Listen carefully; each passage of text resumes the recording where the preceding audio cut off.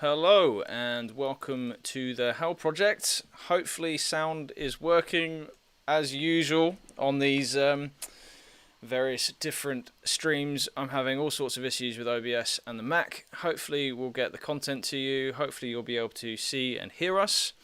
Darren is going to take us through a decent amount of Matthew chapter 9 and 10. But before I continue speaking, I'm just going to check the sound's coming through okay.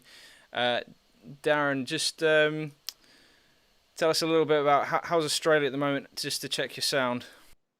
Look, Australia is good. Like the lockdown that we've had just been really much Melbourne, where I live. So good for us, here in Melbourne. But Australia generally has been good. It's state borders are closed to each other. They're talking about that. There's a bit of politicking about that. But yeah, generally we're good, and we're on the tail end of it here in Melbourne. So we're actually looking for a safe Christmas where we can all go and pretend that COVID's not a thing and not really be fearful of it, hopefully. So Yeah. Good. Your sound is definitely working. I've just checked, and okay. hopefully the technology is all good now. So Okay. you never know. It seems to want to reset every time I load this up. But so we're going to be talking about Matthew 9 and 10. And before we even do that, can we? It's been a while since we've been online. I was just telling you before we went live. Just a reminder or recap of what we've seen so far in Matthew, just as a basic understanding. And so I'm just going to flick through very quickly from 1 to 9, just to remind ourselves where we're up to. So we have Matthew 1 is an introduction to who Jesus is, here to forgive sins and make sure that people know who the Messiah is. At least that's how Matthew sets things up. Matthew chapter 1 didn't particularly have much to say on the topic that we are mainly focused on, which is absolutely fine. But it did go into chapter 2, which there were some interesting words in chapter 2, which would be good to chat very briefly just to remind ourselves about. And so in Matthew 2 you have the language of kill and destroy, or is it apolomai? Yep. And apolomai is the language of death, destruction, and the phrase later on as they lament those children that are to be killed, but also Herod seeks to kill or apolomai Jesus. The lament over the children that were apolomied was that they would be no more. Rachel weeping for her children, she didn't want to be comforted because they were gone. So that's chapter 2. So apolomai in that chapter very much meant that they would be no more, they would die, not experience life. Chapter 3, we see quite an interesting language used by John about the judgment. The winnowing fork is in his hand, in God's hand. He will clean out the threshing floor, about sweeping it clean, nothing left in it. Anything left in it is burnt up. The chaff will be burnt up with inextinguishable or unquenchable fire. And we looked in detail into that in our second part, which we did go into a lot. That is just, there's no room for eternal existence or life or experience in that passage. So that's Matthew 3:12. Was there anything I missed on that, Darren? No, that's fine. That's all good. All good. Okay, Yeah. So that's chapter 3. Going into chapter 4, there's not too much about the topic at hand, though. Who were to worship, we didn't really touch on that too much. Preaching in Galilee is the start of Jesus' ministry, the calling of the disciples, going into then after Jesus' testing. There wasn't in the wilderness. There wasn't too much in that for us, other than what the kingdom does bring is life in all its fullness. So the healing of disease, the disruption of evil and sickness and death is totally what we see when the kingdom comes in Jesus' ministry, which is the total opposite of what happens in sin.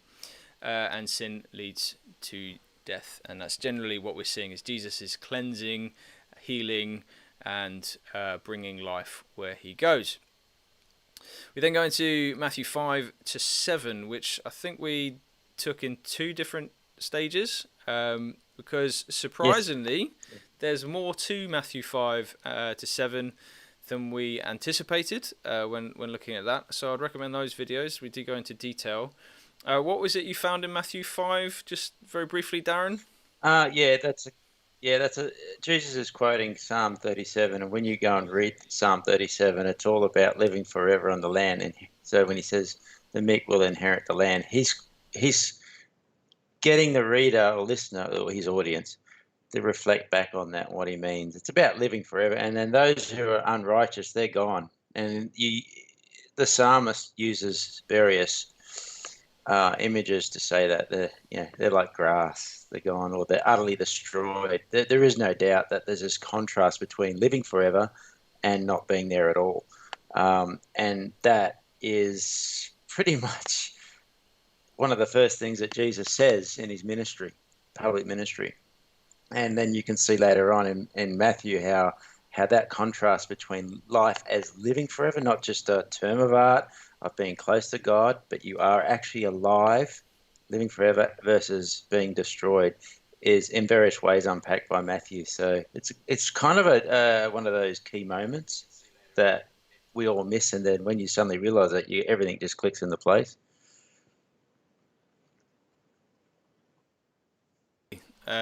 I found it fascinating going through that with you and just recognizing that, just the links to Psalm 37. And if you've ever read Psalm 37 all the way through it, there is no room again. And that's what the repetition throughout all these chapters is, that there's no room, at least so far. We're up to chapter 9, but at least so far, there's no room for eternal conscious torment in this. Although people do read it into those passages. But when you really look at the detail, the connections to the Old Testament that we see, it's just not there. It's just totally missing. Yeah, I guess the most, and this is worth stopping for the moment and just highlighting this. So Matthew 5:5 is, like I said, one of those pivotal moments. But what it does, it stops us from just viewing later on eternal life. The sheep get eternal life and the goats get eternal punishment. It stops us from just looking at eternal life in terms of a quality of relationship only. I mean, as a clinician, I don't mind saying that you're alive and you're in relationship with God, but I don't think that's what Matthew was getting at. And one of the reasons I think that is because of how he talks about life, and that starts with Matthew 5:5. Then you get to 7:13 and 14, 7 verses 13. So chapter 7 verses 13 and 14, where he just juxtaposes life. You got the narrow way leads to life and the broad way to destruction. That's a summary of Psalms 37. So that contrast, wherever you see that in Matthew, he's just summarizing what he'd already alluded to in Matthew 5:5. And so it makes it really difficult for a traditionalist to just sit to argue that life in Matthew only has to do with the quality of relationship, and that just robs them of that argument that says the eternal punishment is just about being in a state of living but no relationship with God. That isn't what Matthew's talking about. And I think that's probably been we now can argue more forcefully that this is what Matthew is actually intending to say with the exact phrase eternal life. So it's not just a language of destruction that tells us that. So you're destroyed, you're gone, you're dead, and he's contrasting that with life. But we actually know just by studying the word life and Matthew 5:5 and Psalms 37, we actually know he meant living forever. Yep. We wouldn't even have to talk about destruction to make that point. Yeah, definitely. And then we did look through the Lord's Prayer, and we found and more in that than we anticipated as well. But you have to go to those other parts to look at that. And the big thing Yeah. is the prayer for the kingdom to come. We are Yeah. looking for the future kingdom where death will be no more. And more and more in the conversations that I have with people, I'm finding those that hold to eternal torment generally don't have a solid grasp of the new creation. And that's a generalization. But I find they still have this dualism of you're either going to heaven because you're saved from hell, and I don't know what they do with new creation, but it's not really well thought through, and it becomes quite messy because they would say, and it is tied in with a separationist view of hell, that God is no longer there, nothing good is there, you're there because you're put yourself there, the kind of self-torment type view. And to me, that just doesn't make sense because we don't sustain ourselves. We aren't immortal. And I think you have to wrestle with the idea of humans not being immortal. We don't have immortal souls. Unpicking the mistranslations of things like Ecclesiastes 12:7 and Genesis 3 and 2:17 and this idea of spiritual death. There's a whole load of stuff that has to be unpicked there. But when you really dig into what Matthew's saying, those assumptions that we have aren't Matthew's. And when he's talking about the kingdom come, he's not thinking of some realm that has another realm attached to it and another cosmos. Yeah, it is this world. It's this cosmos. This world made new. It's this earth, and you see that in a narrative sense within Matthew, where Matthew presents the apocalyptic worldview. The apocalyptic worldview is this idea that somewhere in the spiritual sense, and there's this invisible power opposing God, and God's over all human history and over that dominion of darkness. Well, Jesus comes in Matthew, he comes into human history, and he has that battle on this earth as he's healing people. He's defeating demons. It's one thing. It's the same thing. So bringing life is the defeat of that demonic realm as much as anything else. But it all happens right here in our human history.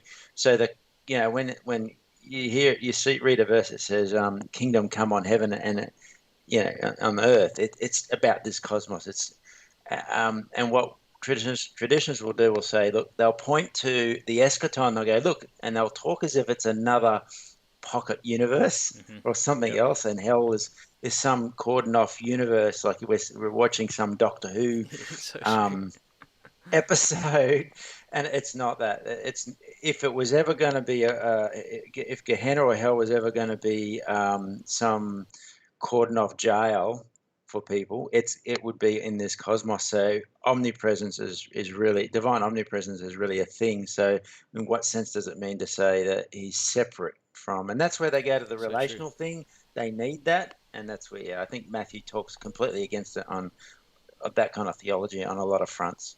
Yeah, definitely. Totally agree. So much already in that, and just reminding ourselves of what we've seen. Thanks for joining us, Odie Koenig. I think I've pronounced that right. I think it's a nickname, if I recognise this last part of that.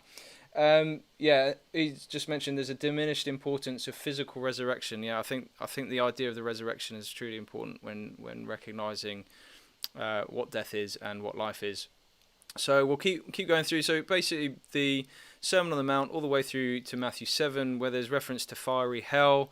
We're talking about Gehenna. We looked at what Gehenna is, why that doesn't reference a fiery place of ongoing existence and of ongoing torment.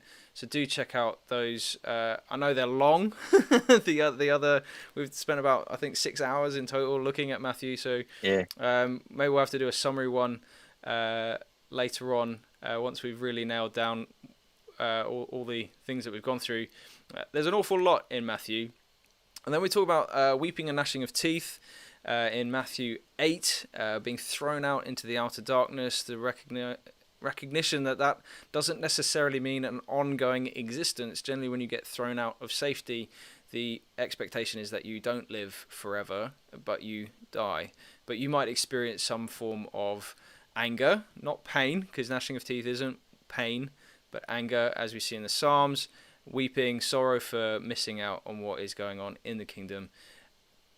So many people read in an ongoing conscious torment into that passage, but that was the last part that we went through in Matthew 8, why that doesn't necessitate an ongoing conscious torment.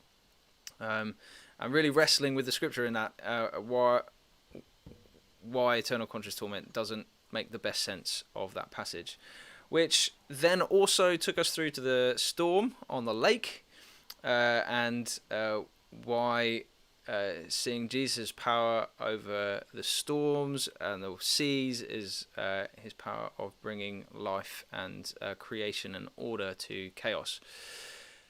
Which takes us now to, after healing the demoniac, and we did talk about the pigs, didn't we? Yeah, what was the brief summary, Darren, on the pigs and the fact that their question is, leave us alone, are you here to torment us? Why doesn't that speak into eternal torment? Just very quickly, if you can remember. Oh, look, I have to go back to my notes, but basically the assumption from traditionalists is, hey, look, they knew that they were going to be tormented forever. And look, their testament to that. Well, when you number one, I mean, they're not omniscient; they don't know everything. They're assuming. I mean, number two, you can be tormented as you're destroyed. So it doesn't really say anything, because it doesn't say you're going to torment forever, and it's actually talking about a specific time. There are other verses, I think, in Mark from memory, where they say, you come destroy us before the time, or something like that. I have to go back to my notes. But in total, that's not a really compelling case for saying that the demons were saying, we're going to be tormented forever. It's just saying you're going to torment us before the time that you destroy us. Fits more and probably better with the language anyway. So this is a case where you might see torment and go, oh, eternal conscious torment. The two aren't necessarily synonymous. And people assume that a conditionalist will say they're blipped out of existence. So if we can just find something like gnashing of teeth or torment, therefore the blipping out of existence form of annihilationism isn't true. Therefore conditionalism isn't true. That's just not what we say. We say you can be brought before God on the day of judgment. It can be worse for you. You can weep and gnash your teeth. You can have a bit of torment, and you can finally be destroyed, all on that day. And it all can be part of being judged, sentenced, and being put to death and dying and gone. It just all fits. None of that idea that you feel that or experience that actually says it doesn't lead to the conclusion that therefore eternal conscious torment is supported, or to the conclusion that conditionalism is wrong. But traditionalists do cite it as such, and they'll just cite it just as a verse, and they go, look, there you go, you're wrong. So, well, okay, maybe, but true. Yeah. And then is that summary enough? Yeah, that's perfect. And Adam, who's in the chat, points to that torment being analogous to judgment in Isaiah 34. Or that's a question, isn't torment analogous to judgment in Isaiah 34? Well, we could look at those questions at another time. I'm happy to field that kind of question. Yeah, I mean, that's Isaiah 34, just off the top of my head, does definitely connect to the sort of torment forever and ever passage in Revelation. So that's definitely a 34:10. Yeah. So I mean, I'd love to talk about that now, but I think it'll probably take half an hour for me to get everything out. Already got loads to talk about. We're already a few minutes in, aren't we? Yeah, 22 minutes in. That was just the summary and getting everything set up. So we're now in chapter 9. So what I'm going to do is I'm going to see if this hopefully works as well. I'm going to have the browser up while we read it. So chapter 9. Are there specific parts that you want to focus on? Or shall I just have read? You got my notes I gave you? Oh yeah, there we go. On Google. Yep, I've highlighted it. I'll just quickly say that chapter 9 is more about. So you got 8 and 9 is where Jesus is going out. This is more about, in the narrative, showing through Jesus' actions who he is. And when he heals people, when he talks about forgiveness, this is one and the same thing in bringing healing, defeating the demons. The demons afflict people in Matthew, and they call, like, the sickness and oppression by demons or possession is the same thing. It's all the one thing. So when you're healing them, you're defeating that whole that realm. So, but it's all about establishing who he is as a unique kind of authority that is standing above all those sicknesses, human history, the demonic realm. But he's doing that as he comes and approaches people. And as we go through in 9, you will get just a few. We'll encounter some verses that do get cited in by traditionalists and conditionalists as we discuss certain language, like what does apolumi mean. When we get to chapter 10, that's Jesus teaching. So there will be, I think, 1, 2, 3 points that we can do. Matthew 10:28 is a really central, or Definitely. a really prominent verse that conditionalists love, and really attracts a lot of attention in response from traditionalists. But again, we can talk about the language apolumi when we get there. That's cool. So what I hope to do is that you would read through, and then I interrupt you, and then we'll talk about something. Sounds good. Let's do that. I'm That I happy think to is read it. relevant. I Yep. like reading the Bible, so if you're watching, feel free to follow along. Switch off, switch back in a few minutes if you don't want to follow along. That's absolutely fine. Here we go. So after getting into a boat, he crossed to the other side and came to his own town. Just then, some people brought to him a paralytic lying on a stretcher. When Jesus saw their faith, he said to the paralytic, "Have courage, son. Your sins are forgiven." Then some of the experts in the law said to themselves, "This man is blaspheming." When Jesus perceived their thoughts, he said, "Why do you respond with evil in your hearts? Which is easier to say, 'Your sins are forgiven,' or to say, 'Stand up and walk'? But so that you may know that the Son of Man has authority on earth to forgive sins." Then he said to the paralytic, "Stand up, take your stretcher and go home." So he stood up and went home. When the crowd saw this, they were afraid and honoured God, who had given such authority to men. We then carry on. So as Jesus went on from there, he saw a man named Matthew sitting at the tax booth. "Follow me," he said to him. So he got up and followed him. As Jesus was having a meal in Matthew's house, many tax collectors and sinners came and ate with Jesus and his disciples. When the Pharisees saw this, they said to his disciples, "Why does your teacher eat with tax collectors and sinners?" When Jesus heard this, he said, "Those who are healthy don't need a physician, but those who are sick.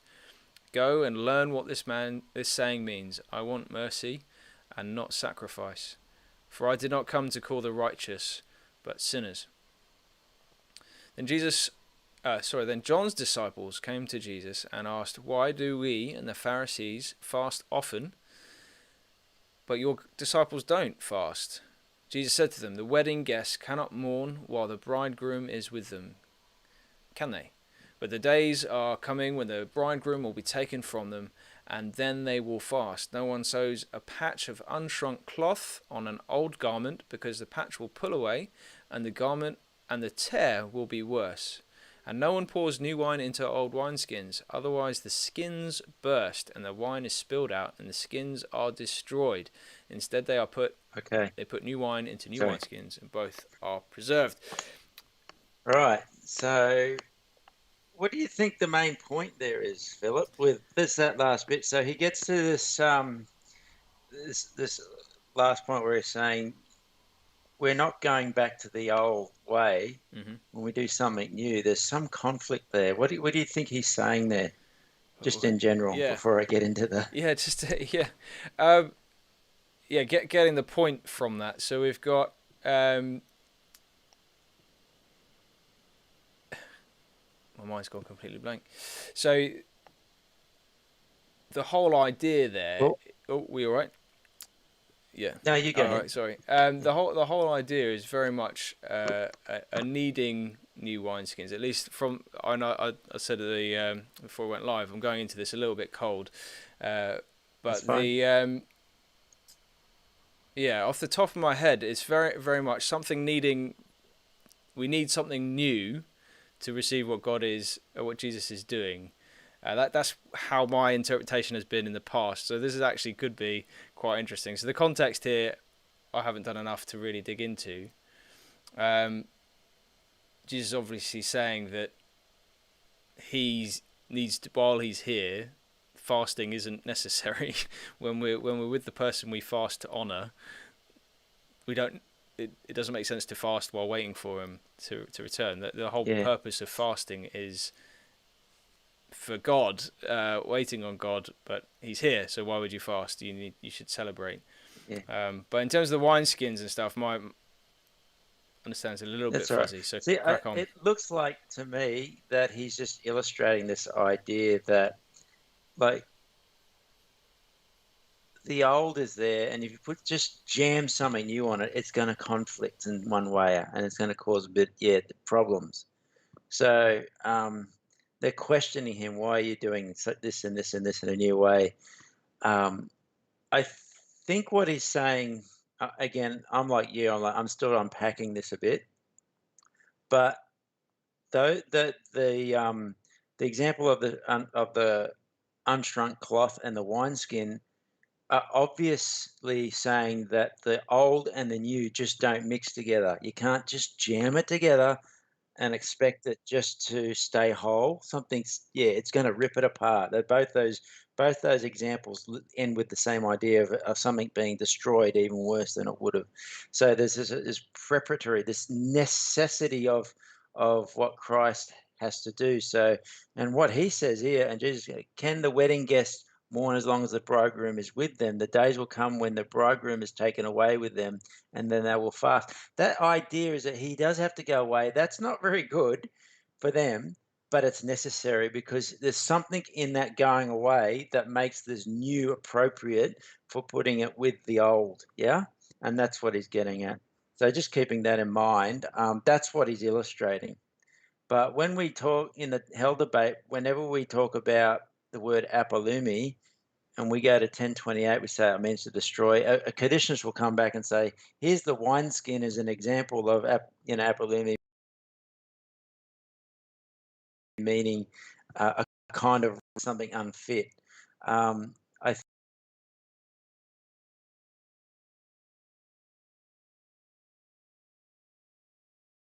was saying,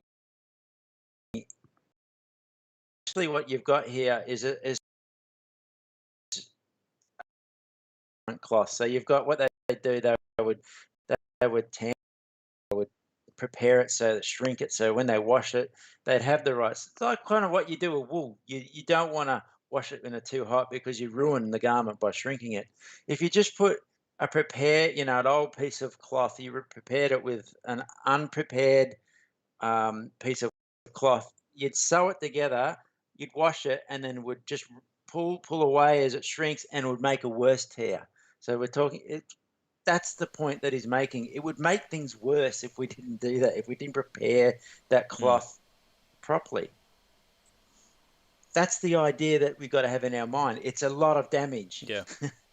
So when you get to the wineskin, you have exactly the same point being made. All right. So old wineskins were quite brittle. They were hard. You put this new wine in it that's fermenting, it's going to bubble up, create gases, and it's going to put pressure on it, and it's going to burst. Yeah. Right. That bursting isn't some pinhole or just a split. The word burst there is in the passive. It means something like ripping the shreds. So it's a kind of it's a pretty what's the word I Brutal. want? Final. It's not mild damage. It's real. It's not just saying, "Oh, look, there's a hole in it. We can't use it." It's destroyed in the sense that a thing can be destroyed properly.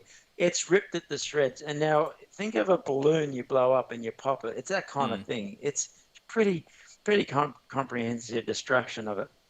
And why do I point that out? Okay, because traditions will try and say, here's an example, apolumi being used where something is destroyed but not taken out of existence. They completely miss the point. Yep. Because when we say something is destroyed of a thing, we don't think it kills them because it's already dead.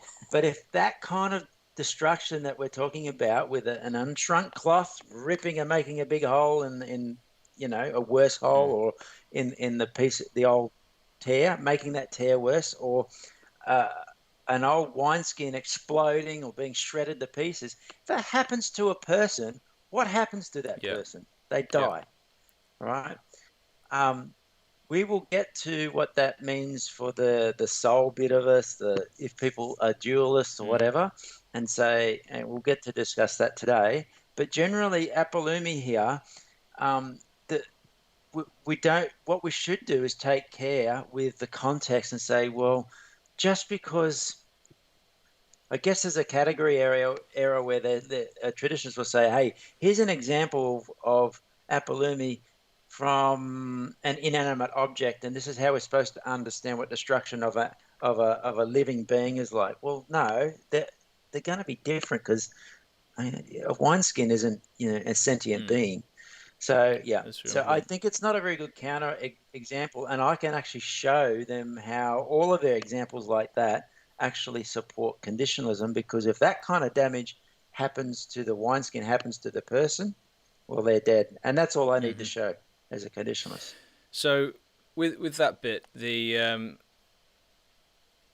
that's not it's not actually talking about at this point in time hell and destruction. Just to show that the context of this No, passage isn't about that, but the no. language is the language is used in other contexts that is about judgment and destruction. So we've actually passed one of the passages that does use the same language as burst. Where does that come from?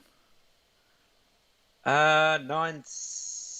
Hang on. Oh, say that again. So the same language. I remember you talking about burst in one of the previous chapters. Oh yeah, it's early. Yeah, I didn't put this in the notes because I wanted to That's skip fine. by. I did have it down I there can't remember what it somewhere. was. I think it was in Um, Matthew it, 5 to 7.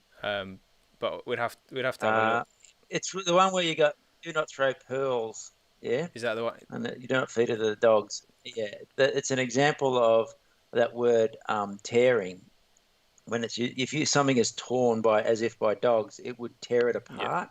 Like that, a dog attacks you, it shreds you Yeah. up. Yeah, yeah, it gets you by the throat and tears your throat out. Well, you're not going to live through that. That's that idea of tearing up, and it's not a idea of the wineskin being destroyed in the sense there's a hole in it, just a little pinhole or something Mhm. like that.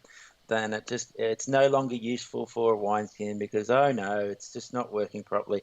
No, it's completely destroyed, and that's why it's not Yeah. fit for its Found it. function. The Good. reason that this Good comes up memory. is because this is their big counterexample to what we say in Matthew 10:28 with respect to Apolumi. Yeah. All right. It's a good memory there. Matthew 7:6. Don't give what is holy to dogs. They'll trample them under their feet and turn around and tear you to pieces. So it's just to really Yeah, help yeah. emphasize it.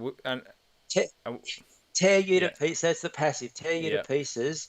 That it's the idea of Yeah. shredding. There won't Yeah, there won't be much left, or at least nothing left alive. yeah.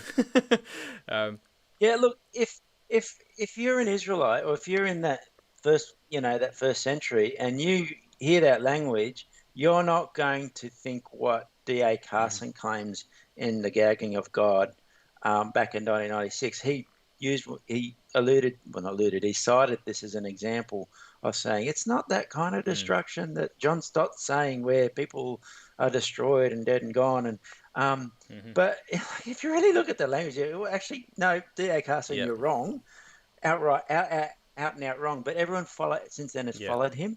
So It's D.A. Carson. and I see it all the time. They're always citing him or that book, Hell Under Yeah. Fire. They do it several Yeah. times. They go back to Carson. They draw from that well again and again. But when you dig into that language, you go, well, that kind of destruction will kill a person.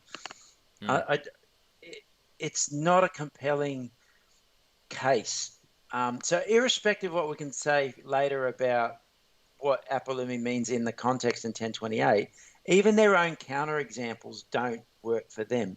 So another example would be they always say a ruined house. Yes.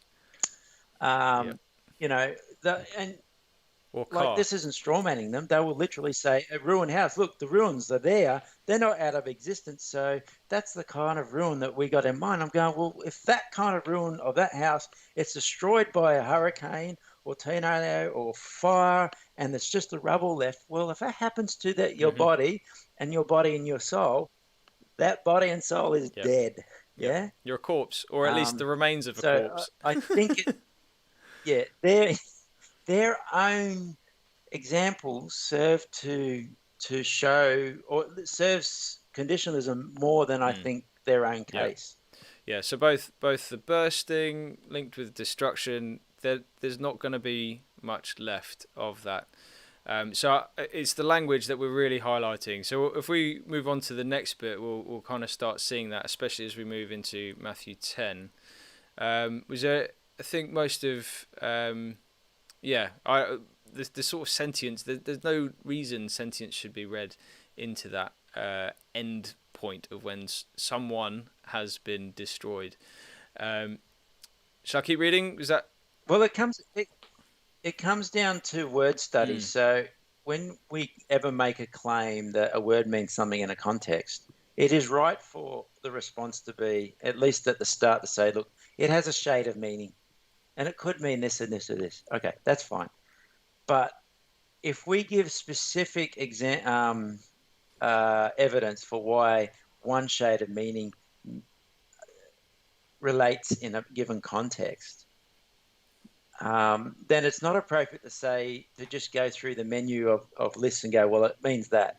Now, on the first instance, traditions are right to say there is a shade of meaning to apolumi, but where they err is they don't actually come to 1028 and say, okay, here's why we think from this context that shade of meaning relates. But then their case is weakened if their counterexamples really don't support traditionalism anyway. Yeah, and that's why I stop and I talk about the wineskin, because what I'm trying to say is that even a lot of those other shades of meanings do not actually help your case. So I'm happy for that to be true, but it still is. That's why destroy means to slay, because that kind of destruction to a living being slays them. That's the point. Yeah. So whatever happens to the wineskin, if it happens to you as a person, your body, then it's going to kill you. That's It's the end. why it means Yeah. to slay. Yeah. Yeah. Definitely. Um, yeah. Absolutely. Shall I keep going? There's so much to say. Yeah. Absolutely. There's I know. I'm sure we'll come back to destroy and that is again. But I think Well, actually, we're going in yeah 1028 and then 1039. Apolumi is used again, and it's translated as destroy, and then 1039 is translated as loss. So we can discuss that yeah again. Yeah. definitely. So if we go through we're now on to 18. As he was saying these things, a leader came, bowed low before him, and said, "My daughter has just died, but come and lay your hand on her, and she will live." Jesus and his disciples got up and followed him. But a woman who had been suffering from a hemorrhage for 12 years came up behind him and touched the edge of his cloak. For she kept saying to herself, "If only I touch his cloak, I will be healed." But when Jesus turned and saw her, he said, "Have courage, daughter, your faith has made you well." And the woman was healed from that hour. When Jesus entered the leader's house and saw the flute players and the disorderly crowd, he said, "Go away, for the girl is not dead, but asleep." And they began to make fun of him. But when the crowd had been forced outside, he went in gently, took her by the hand, and the girl got up. And the news of this spread throughout that region. Okay. Yep. So again, this is not a case where this passage is talking about hell or anything like that. But it's kind of the same. The reason I stopped here is for the same reason that I stopped at chapter 2. And the question is, how does Matthew normally talk about death? How does he normally talk about it? And then can we use that? Can we understand that? Given that he talks about death in a certain way, how does that help us understand the final fate, or what he says about the final fate of people when they get into hell, Gehenna, or whatever? This may or may not relate directly to other texts, but it's worth having a brief discussion about it because of this idea that the girl is just sleeping. Mm-hmm. I don't think for a moment that when Jesus said she was just sleeping, that he meant to say that she hadn't died. I think he's saying, I think he's saying, or she's actually died, but he's saying something else, when making a different point when he calls her sleeping. All right. This reminds me a little bit of John 11, where you've got Lazarus has died, Martha's like beside herself, and they're all coming running to Jesus, and they're saying, "Yeah, look, he's dead." And Martha's talking about the resurrection's going to happen at the end of this age, or future resurrection. Jesus says, "I'm right here now." And I think even at the beginning of that chapter, they refer to Lazarus as sleeping as well. This idea that death for believers isn't permanent is why you get this idea of sleeping. Sleep in and of itself isn't permanent. Now, we're not talking about a coma. We're talking about you go to sleep and you wake up. You inevitably wake up. So that's what death is like for a believer. Death is not permanent. So you will wake up someday from that. Yeah. It's Jesus isn't saying that we don't actually die. I will die. If he doesn't come, I will die. You will die. Everyone will die. All believers will die. But that's not permanent, because we will be raised again. Yeah. So in that sense, it's not permanent. In that sense, it's like sleeping. Yeah. Now, what happens is people will look at that word sleeping, and I don't think they do that with this text, but they'll see the fact that it's impermanent, or it's not permanent death, and they'll try and argue for a spiritual kind of death and so forth. I think that's just like, oh, come on. That's not the point that Jesus is making. Again, I'm not sure with the soul sleeping debate whether this text is used to I don't know. support I've soul not sleeping. heard it used to around that. It wouldn't be a very good one, because the only real point isn't about unconsciousness. It's about impermanent. It's about the fact that death isn't a permanent state for this woman. And notice that you've got a story of this girl that dies, and he he melds that with a story about this woman who has faith. I think he's actually doing that because the whole thing is about faith. You have faith in Christ, then this death is not, this earthly death isn't permanent. Well, and life is in the blood, isn't it? I mean, that whole there's got to be some sort of aspect to that in the story. There's always more you can point out, but when he says to people that your faith has made you well, or that's a key thing. It's like in John, it's if you believe into Jesus.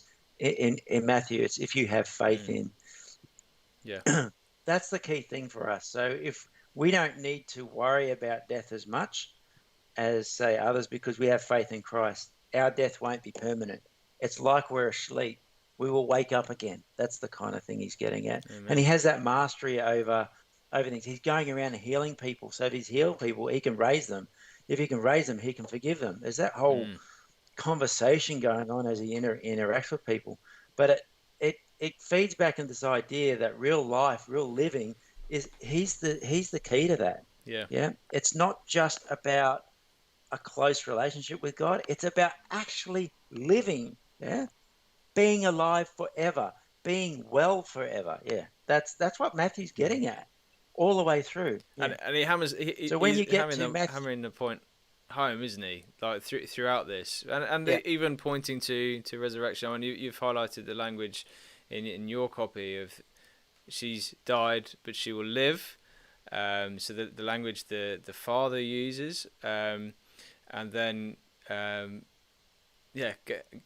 this whole language of sleep, and then the girl actually got up. She arose. So there's this hope of something of a waking up from death, which, as you've pointed out, is such a key theme that we don't need to fear death. And in this time that we're in, that's fairly needed hope. It's a fantastic. I'm glad you stopped there, because I think in many ways I'd have probably just moved on and gone, it's not about what we're talking about. But actually, Matthew wants you to see that throughout it's about life, it's about defeat of death, it's about Jesus having mastery, and he can forgive your sins as well. Yeah. So that's really good. And he's right here and right now in the narrative. And because he's right here, that death is available to that girl right, not that death, that life is, resurrection is available to her right there and then. But that's proleptic because he's in, like, so proleptic means, this future thing that is going to be a reality for us all was available to her right then because he broke into our history. He was right there. But that's a foretaste of what's going to happen for us in the future, for all of us. Yeah, we're going to be resurrected in the future. Now that involves necessarily so living, proper living. We're awake, we're alive, we're resurrected, we're made alive. And then you get to Matthew 25:46, where he talks about eternal life. Matthew has been talking all the way through thus far about real life, about proper being alive. It's not just about this idea of being in relationship with God. So I like to stop and see how Matthew is talking about death and life all the way through. So by the time we get to 25:46, we already know what he means by life. Yeah. Yeah, we're not just discussing that in a void. Yeah. Yeah, and I don't think traditionalists, and a lot of conditionalists, but I don't think a lot of traditionalists go back in the context. They just like to cite that It's so true. I had a conversation just recently. Eternal and eternal there, and they make assumptions about what it means, and they're quite capable of going back and looking at this as well. So, and I'm sure that there'll be counterpoints and everything to what I say. But I would love to promote this idea that we read Matthew as a whole, as a narrative, and that we become acquainted with how he talks about life and death. And I think as I've been doing that, I'm becoming more firm with this idea that when he talks about life, he has to be talking about, when he talks about eternal life, about actually living forever. And that punishment, which he talks about as, it's only he just says the goats go into eternal punishment. He had already defined what that looks like. That looks like their death, their destruction. Absolutely. How do we know that? Well, 10:28. Apolumi. Oh, and then they'll go, look at the wineskin. It's a kind of ruin. No, we've already talked about that. So having laid that groundwork, we know eternal punishment means the end of their life. That contrast. So yeah, that's where I'm building to. I think that's so important, because I had a conversation just recently, and it can be found on my Twitter feed with someone who just did that. You'd go to one verse and you say, well, no, look at the whole storyline. And most of it was about Matthew 25, and then this challenge. What does it everlasting mean? What does eternal mean to you? You saying eternal doesn't mean eternal. I said, well, no, that's not what I'm saying. I'm saying, and I try and clarify, and I show how each and every verse that he's pointed to, it doesn't show what he thinks it does in the context. And I mean, Glenn Peoples, I'm sure we've talked about it before, has shown how here's one verse that proves eternal torment, because this other verse proves it, and you go, well, this doesn't, therefore this doesn't, and you show that doesn't, and then it's this, well, this does, and you go, well, that doesn't, and they'll revert back to what you've already shown doesn't, and you end up with this whole loop. So it's just really, really frustrating. So I've just lost Darren on the on Skype. There's a bit of a poor connection, so I might just give it a moment, and we might need to keep reading. So we're going on to 9:27 in one moment. Let me just see if I can get Darren back. Bear with if you're watching this. Right, hello, we're back. Darren is back on the call. Laptop went to sleep. It wasn't totally dead, and it's resurrected. It was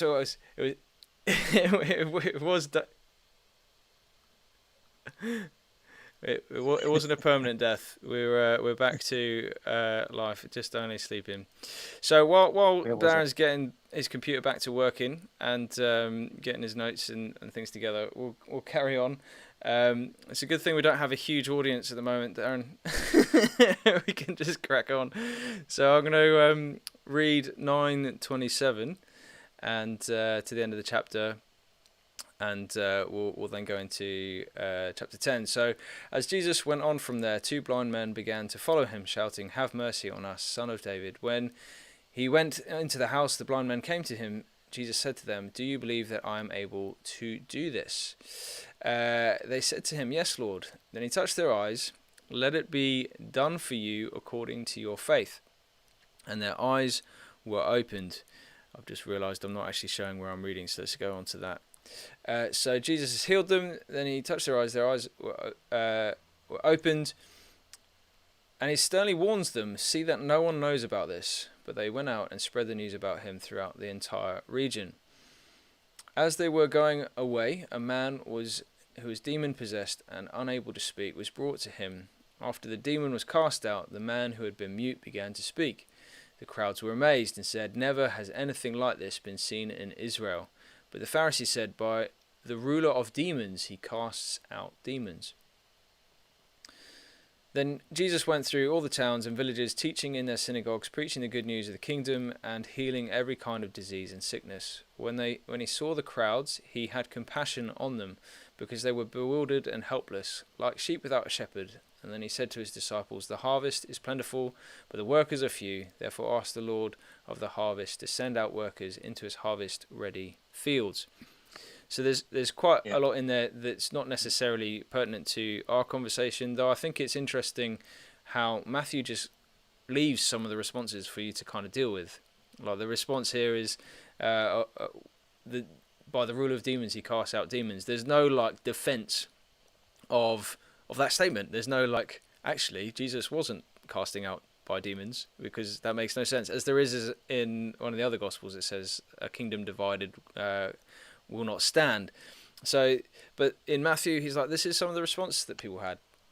There you go, deal with it, and maybe you've got that response, and there you go. But actually, what we see is Jesus defeating death and disease and sickness, and the connection there is that sin, death, disease, the suffering of the world is all connected with sin and death, and there's this intertwining going on, which I think is really important to recognize, that death is part of suffering, and we do have this hope that death will be no more. And so that language of resurrection with the girl who's asleep is a vital theme of the coming of the kingdom, is the defeat of death. And I can see that in those passages there, and I reckon that's a fairly succinct summary, or as succinct as we're going to make it for this talk. Shall we go into... When we get to Matthew 13, this will be relevant, what we say here. Cool. Matthew 13 has to do with, 13:40. Following, you've got the destruction of all things that are evil, all causes of evil, all lawbreakers. But in Matthew, he had been talking about Jesus as having this authority over, say, Satan or the devil. And then, as I said before, you've got this sickness is related to demonic oppression. So his healing of people is him defeating them. But in Matthew 13, there's a comprehensive statement of what happens to these evil ones and so forth. So I'll get back to this. I didn't want to get too off track, because I know it doesn't directly deal with it. It's more of a backdrop for how you read Matthew. Yeah, that's good. So if we go into Matthew 10, and so we're going to read through the whole of Matthew 10 for context, and I think that's a vital thing to do. Again, I think it's something that's so rarely done. I think every traditionalist will agree that with us, that reading the whole context is important, but the whole context is the whole book. So far up to Matthew 10, there's no reason to see eternal torment in what Matthew is saying. And what's also important is dealing with Matthew, as you've said in other discussions, is dealing with Matthew without having to go to Jude, Peter, Revelation, and reading that in. It's allow Matthew to speak for himself, and then look for agreement once we've done looking at Matthew. Synthesis comes after exegesis. Yeah. All right. Now, we're always going to be doing exegesis, because out of the synthesis you realise, okay, I need to go back and revisit something. It's an ongoing thing. Mm-hmm. But that whole exegesis, and by exegesis I mean read the whole Yep. thing. And if we're going to discuss any doctrine, we want to actually take account of the whole of a particular book, a corpus. Okay. But what we find is that I think both sides do this in a lot Oh of yeah. ways. Yeah, definitely. It'll be proof texted, but traditions will do this even more when it comes to a cut and paste kind of proof texting. So they'll take a bit of weeping and gnashing. They'll just take that out of context. They'll get the eternal punishment. They'll take it out, and I can show you many examples of this. And they'll go, look, the eternal punishment, weeping, gnashing. Therefore, you've got eternal and weeping and therefore the Yep. eternal, the weeping and gnashing will be You eternal can see that, yeah. as The part most of the eternal recent punishment, conversation I right? had on Twitter, Yeah, you can go under the profile on Twitter, Hell Project, or at the Hell Proj, because someone else had the Hell yeah, Project. But and you can see that conversation. I wrote the 20 tweet thread looking at, because it was a yeah, standing conversation of his 5 references or 6 that show eternal torment. And so I went through all 5. It took 20 tweets. Here you go. This doesn't mean that. This doesn't yeah, mean that. And then it was just, oh, here's Revelation 20:10. And it was very much, it was one of those times you're like, I hope someone else is reading this, because you clearly aren't. And hopefully someone else has found this helpful. But it is that, and I find in those conversations you get caught up in you try and unpack the context, but even in that you're looking at 3 or 4 verses. And you're trying to manage this conversation that's darting all over the place, and then rather than let the Bible speak for itself, let the gospel speak for itself, let the passage you're in speak for itself, it's let's dance around the Bible and go around in circles until no one knows where we started. Look, there's legitimate concerns with not if we focus on our favorite text, they legitimately can say to us, okay, take the whole Bible, which is what they want to do. I think there's a lot of principles that they want to hold to, interpret the scripture by scripture, so forth. But as an exegete, while I agree with them, I want to say, let's have some kind of proper exegetical approach to this. And that starts with looking at, especially with a narrative, looking at the whole of the narrative, reading it from beginning to end, and doing that hundreds of times, letting the narrative itself speak to us. So one thing I learned when I was studying John at a master's level was that the Gospel of John shows that through the narrative, that Jesus is the narrative embodiment of the Father. So as you see the Father, you don't actually see the Father characterized that much in the Gospel of John. You see Jesus, and that's how you know who the Father is. Well, I'm saying that's the same kind of thing that you see in Matthew. The narrative itself is telling us something about the message. It's not everything. So what Jesus says, so the propositions that he issues, in his speeches and as he talks, that's important too. But as he's going and doing stuff, that's telling you something. But that's narrative. That's what story is supposed to do. It tells you something. So that's why, as an exegete, I go, hanging back, we've got to actually look from beginning to end, see what the themes are, how they're being unpacked, how the characters are being developed. Because that's how Matthew presented And it. that's how stories work. That's how any book works. Sorry? It's how any book works. Yeah. Is But when we get into a debate, we all forget that, and then we go to and proof texting. That's very true. Yeah. So shall we read Matthew 10? Do this as well.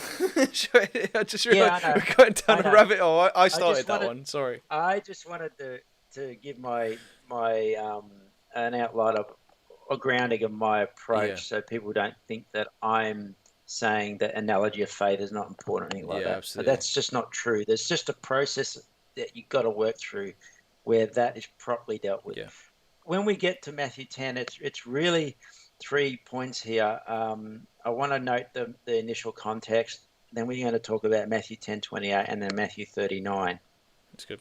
And a lot of that will center on this, the meaning of this word apolumia. So, well, let's do that. And it's quite a nice example of exegesis and context and how to do it. Hopefully an example of how to do it well.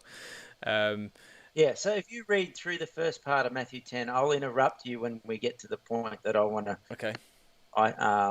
draw attention to, and then we can move on. Yep. Yeah. Yep. Cool. So here we go. Jesus called his 12 disciples and gave them authority over unclean spirits so they could cast them out and heal every kind of disease and sickness. Now these are the names of the 12 apostles: Simon, called Peter, and Andrew his brother, James son of Zebedee, John his brother, Philip and Bartholomew, Thomas and Matthew the tax collector, James the son of Alphaeus, and Thaddeus, Simon the zealot, Judas Iscariot, who betrayed him. Jesus sent out these 12, instructing them as follows: Do not go on a road that leads to Gentile regions, and do not enter any Samaritan town. Go instead to the lost sheep of the house of Israel. As you go, preach this message: the kingdom of heaven is near. Heal the sick, raise the dead, cleanse the lepers, cast out demons. Freely you've received, freely give. Do not take gold, silver, or copper in your belts, no bag for the journey, or an extra tunic, or sandals, or staff, for the worker deserves his provisions. Whenever you enter a town or village, find out who is worthy there, and stay with them until you leave. As you enter the house, greet those within it, and if the house is unworthy, let your peace come on it.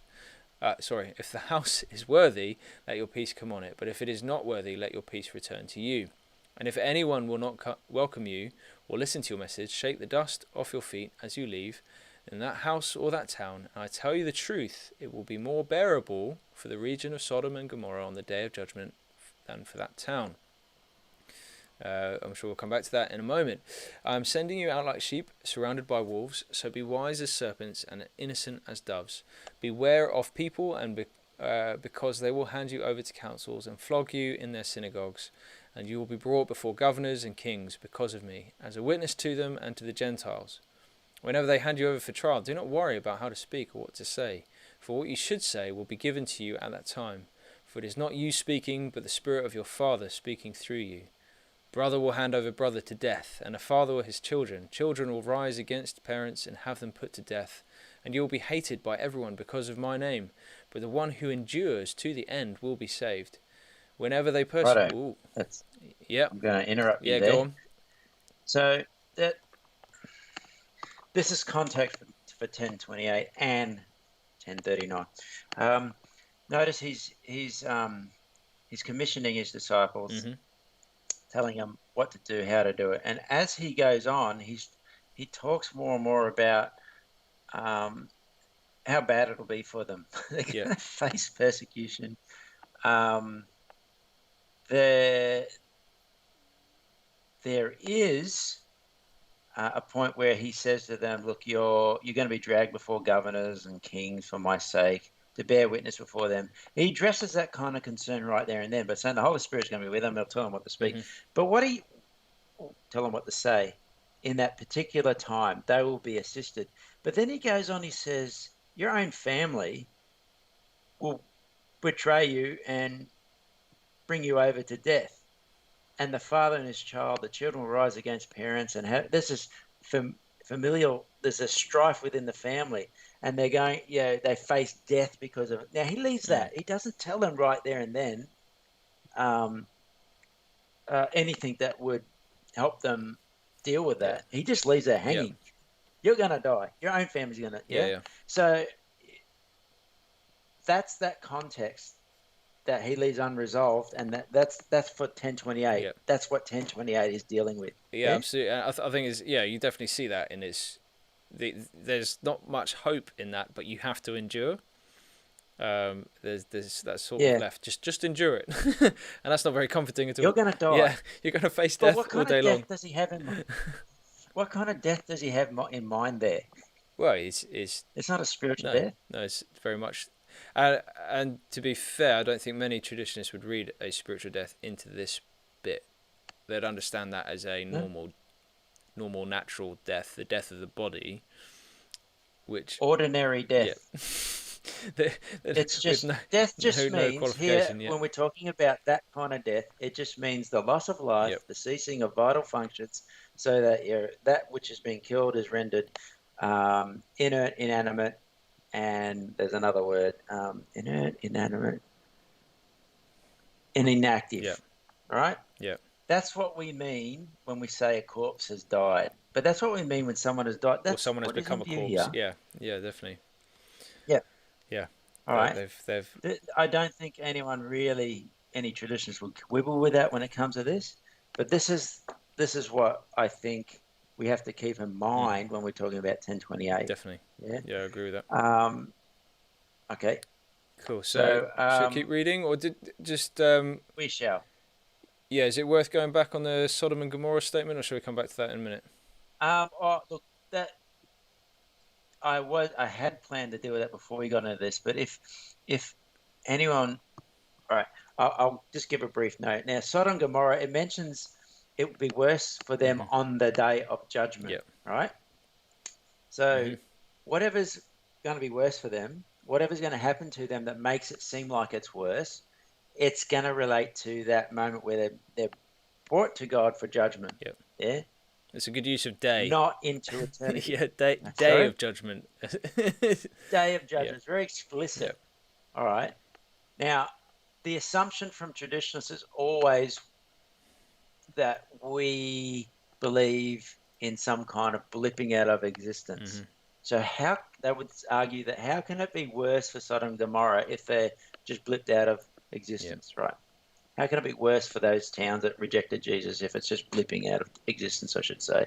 Now, that isn't what we believe at all. We actually think that Sodom and Gomorrah, that town, those towns that rejected Jesus, those people, whoever, are brought before God for judgment on the day of judgment.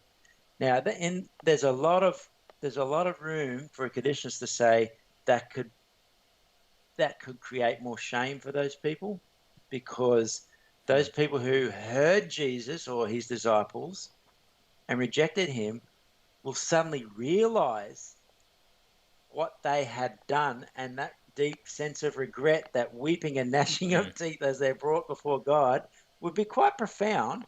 Maybe Sodom and Gomorrah won't have that because they didn't have Jesus, a direct message from Yeah. Jesus. Yeah. It's a bit So faulty. it would be worse for them.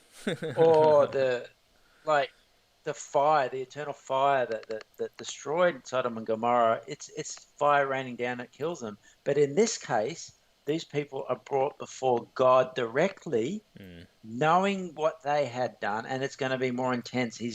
Maybe his wrath is burning at them more intensely. So that's at least two Yeah. ways I can explain that, how it can be worse for that town or those towns that reject Jesus, Yep. worse for them than for Sodom and Gomorrah on that day. Yep. Yeah. But because it says on that day of judgment, we know we know that Jesus does not have in mind the idea that it's going to somehow be a worse punishment for them into eternity, as if Yeah. they are destroyed with more intensity or something like that forever. Yeah. If Jesus wanted to say that, he could have probably just said it will be worse for them forever in Gehenna, as they will suffer forever and ever. Worse pains of having worms eat them inside out. So you could. There's a whole lot of ways you could have expressed that. Yeah. If you wanted to say that's going to happen to them forever in Gehenna, Yeah. forever and ever. Yeah. Forever. Yeah. All right. I think as a proof text that is often cited against traditionalists, it's another case of where when you look at it and you go and you see that comment about on the day of judgment, we go, well, hang on, no, that's actually not saying what you need it to say. And the only reason that they get any cred with it is because of Revelation 20:10 Yeah. or Revelation 14:11. Yeah. Yeah, that's the only reason that it gets off the Yeah. ground at all. If you just had Matthew, you would not think No. that. Yeah, yeah, you could not. Yeah. Yeah. So there you go. Yeah. Cool. All right. So we're getting closer and closer to the major verse. So let's get there now. So we're at 20. They will be saved. 23. 23. Just read from 23 to 28 for me, Cool. and then we'll talk about verse 28 and the reasons why I think this 28 supports conditionalism. Whenever they persecute you in one town, flee to another. Tell you the truth, you will not finish going through all the towns of Israel before the Son of Man comes. A disciple is not greater than his teacher, nor a slave greater than his master. It is enough for the disciple to become like his teacher, and the slave like his master. If they have called the head of the house Beelzebul, how much worse will they call the members of his household? Beelzebul generally links to the devil, if I remember off the top of my head. Yes. So do not be afraid of them, for nothing is hidden that will not be revealed, and nothing is secret that will not be made known. What I say to you in the dark, tell in the light, and what is whispered in your ear, proclaim from the housetops. Do not be afraid of those who kill the body, but cannot kill the soul. Instead, fear the one who is able to destroy both soul and body in hell. That's Gehenna. Yeah. Mm. Now, there's a lot I can say about this issue with Beelzebul and that, but I'm going to save it for when we treat Matthew 13. That's fine. Yep. It's very, very, yeah, it comes back to that with those two explained parables in there. So I'm just going to let that go for now because it's going to sink a lot of time for me to explain what I'm talking about here, and we'll do it in Matthew 13. So Matthew 10:28, and do not fear those who can kill the body. So that kill is just a word that means to kill. It's not apolumi. Mm-hmm. So, but you can kill the body, but you cannot kill the soul. Rather fear him who can destroy. So there's that apolumi, both body and soul in hell. And the question from the pushback from traditionalists is, well, destroy means something like what we see in what was it with the wineskins? I can't remember 9. I can't remember the exact verse. Yeah, so you got the leftovers. So you've got the wreck of a car. There, sorry? You've got the wreck of the car. You've got the wreck of the house. Yep. It's destroyed, but it's still there. Yeah. So even from that basis, I would argue, and I'll say, even if that's the kind of destruction you have in mind, that kind of destruction kills them. Mm-hmm. So I've got an article on that in Rethinking Hell, just on the meaning of destruction in the Bible, and I will argue that just what we argued before with apolumi and the wine skin is destroyed, that would kill a person. Well, if that's what a traditionalist think is relevant, well then we've proven conditionalism in my view, because if you're going to destroy the body and soul in Gehenna with that kind of destruction that rips them apart, it kills them to slay. All right, but there's a little bit more within Matthew that can actually fortify our conclusion. Yeah. Yep. So that's what I wanted to discuss here. Yeah. And you would be well versed, I think, by now in what I'm going to say here. First of all, I note the context. So we've done that. Like we know that death is the thing that earlier on that Jesus left hanging, and I think death now is what he's addressing. So I have encountered a traditionalist who wanted to even take that first bit of do not fear those who kill the body but cannot kill the soul. He wanted to take kill as more of a cover-all statement that it's not just killing, but it's all persecutions we face. Right. So suffering leading up to death, as well as it didn't hang well with me because of the context. Jesus had kind of dealt with earlier on, with other forms of persecution. You're drawn, you're brought before the courts, but don't worry, the Holy Spirit will help you. That kind of thing. So I think the thing he left hanging was you're actually going to die. Yeah. That's really what he's got going on here. He's addressing. So no, I just think he means. Don't fear those people who will actually kill you. He's not including all the other persecutions when he talks about this. Okay, that's really so that's the context.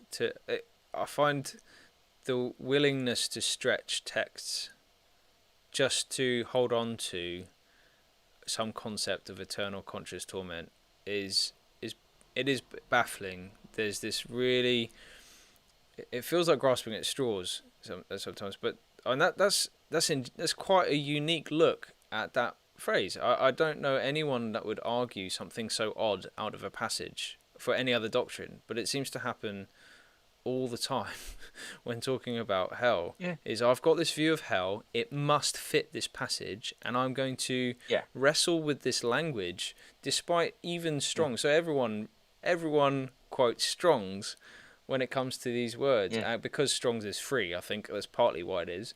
But even Oh yeah. Strong's here talks about to kill in any way, to destroy, to allow to perish, Oh, to extinguish, abolish, to inflict mortal death is one of the to yeah. deprive of spiritual life and procure. Okay, so this one would probably be a traditionalist like go to deprive of spiritual life and Yeah. procure eternal misery in hell is the Yeah. translation from Strong, because it's got to be that. It's got to be that option of, because that's what we have assumed.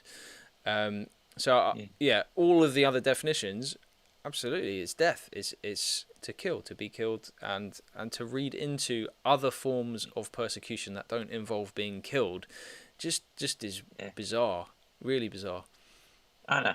Strong's isn't a lexicon, by the way. It's not a great tool for knowing words. All he did really was list how it's translated, Yeah. the words. But it's not a proper dictionary as such. It's a great tool to start and get an Hmm. idea of what words means. But I find that people quote it as if it's an authoritative Oh lexicon. yeah, um, absolutely. That, yeah, yeah, and that's a there's good a thing to. there's a great article by he's a traditionalist, he's a scholar, Gary Shogren, and he talks about quite independently from our Yeah. debate in hell, but he talks about how Strong's leads people into the illegitimate totality transfer fallacy, right? Right. Just like Glenn Peoples does when he talks about Yeah. Apolumi in one of his arguments. Um, the idea of this fallacy is that you look down a list of meanings for a word as if it's a Yeah. menu. You've got a list of menus and you go, in this context, it can mean, oh, it can mean that. I will use that here. I'll plug it in. That's what it Yeah. means. That's assuming, that's based on the assumption that all those shades of meanings are up for Yeah. grabs. All Yeah. right. You don't worry about context. You don't worry about how the words are being used in context. It just Yeah. fits. Yeah. Yeah. All right. Now, it's right to note those in exegesis. Right, you need to be aware of what words mean and don't mean. Yep, in different contexts. But then you have to come to a specific context and exegete it in context, and give reasons why you think this shade of meaning relates, over and against another. Now, that's where the traditionist falls down. But they're right. They're right to actually start there. But it's just how they just go from A to B without the justification. Mm. Yeah. Yeah. Yeah. And one of the reasons we know that Matthew meant to kill or to slay with apolumi in that second bit, where it says, "Rather fear him who can destroy both body and soul in hell," is because of how Matthew and the other synoptic gospel authors like Luke and Mark, how they normally use that word when one person is destroying another. So it's in active voice. It's I'm doing it to you. All right. It always means to slay. Mhm. So I've got examples. Do you want to go through them? Yeah. Let's go through the Matthew ones, definitely. Right. So Matthew 2:13. We've already talked about Yep. this, but can you put that up on the screen, or do you Yeah, want me just to read it out? let's see if I can. I might just move your notes over so it blocks the screen, basically. So I'll just move this over. It's a bit of a messy way of doing it. Actually, it'll end up showing all of them, which is fine. So here's the notes, so people can have a little That's read. fine. Now I can't see that, so you'll have to talk me through when we're in. Let me just zoom in a little bit, because it's like size 8 font. Oh, here we go. There's a bit better. Oh, here's some notes. Right. So I can see it. Right. Okay. So we've got Matthew 2:13, which we've talked about. Yep.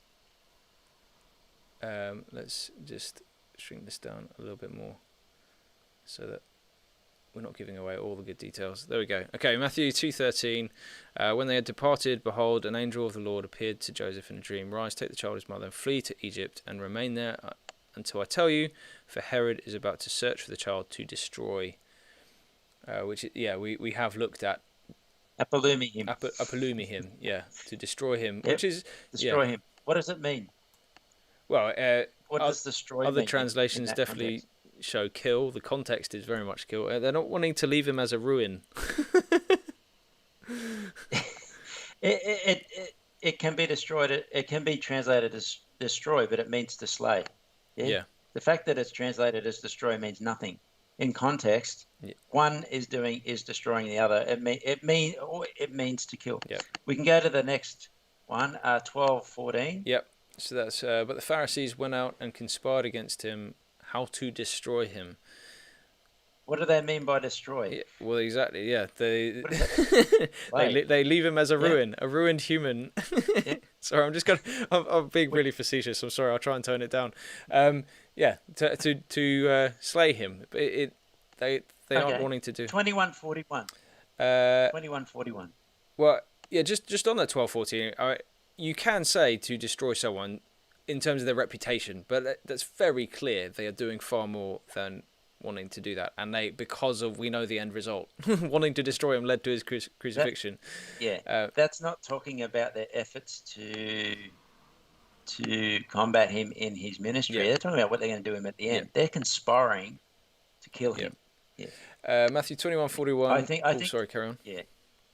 No, keep going. Keep going. They said to him, he will put those wretches to a miserable death and let out the vineyard to other tenants who will give him the fruits in their season. So that miserable death, is that Apolomai?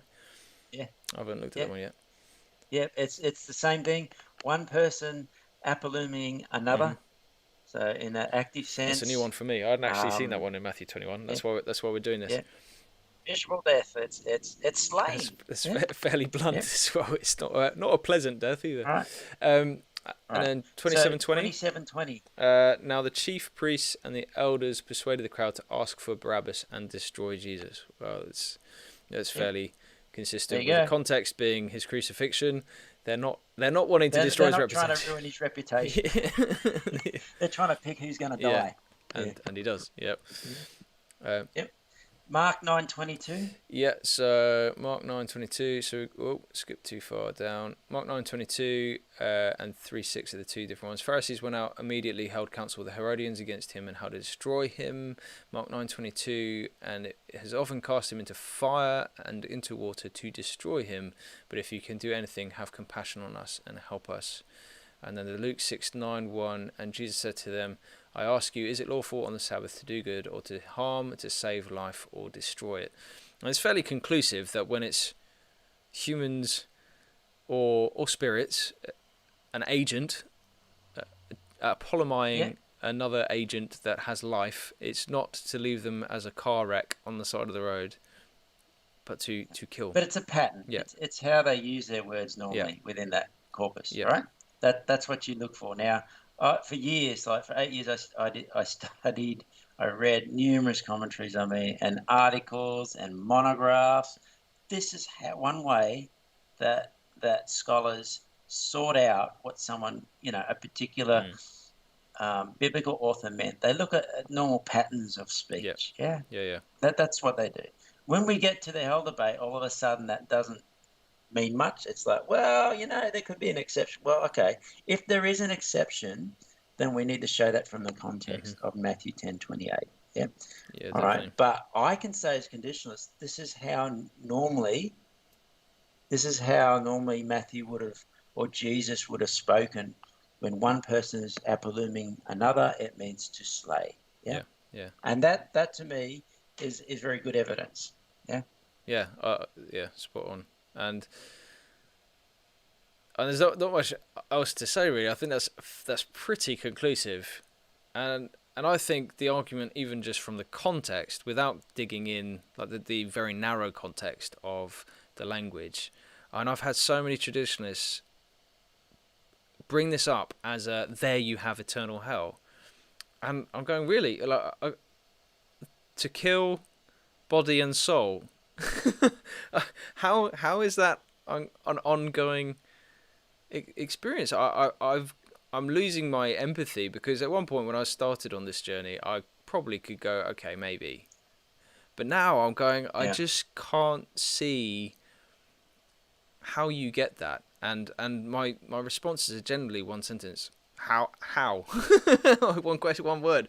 Yeah. How on earth do you get an ongoing conscious torment from Matthew 10:28? I've seen it in books, but like the one by Robert Peterson, by Yeah. Skeletons in God's Closet by Joshua Ryan Butler, where they go, here's a list of verses without any exegesis, a list of Yeah. verses that back up the eternal conscious torment, and Matthew 10:28 is in there, and you go, I really wish authors would not do that with this topic, any topic, because it's actually Yeah. what it has taught me is that when it comes to certain topics in popular books, we think that an argument must be true because it has 10 to 15 verses next to it, and it's just going to take me too long to work out have they done the research. Yeah. So it must be true.